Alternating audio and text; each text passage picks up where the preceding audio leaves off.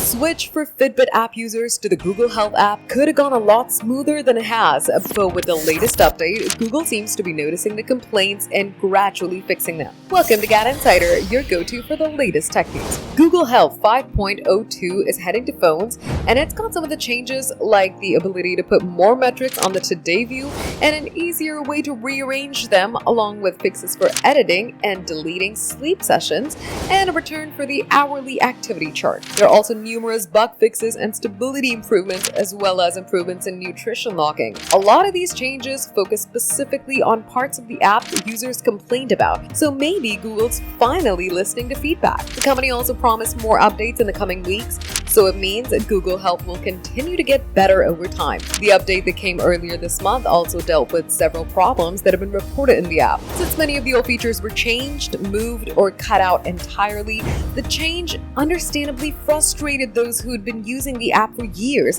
and it brought plenty of reaction online. But now, based on the feedback, Google's slowly winning people over again, although there's still a lot of work to do. One Redditor said it seems they're genuinely working hard to improve it, while others are praising the Google team for solid work and generally being more positive. That doesn't mean everyone's convinced, as one post says there's no fixes for the real issues, while others point out that the algorithms used by the app are still unreliable. For more updates, subscribe to GadInsider, like and share the video, and don't forget to press the bell icon so you never miss any update.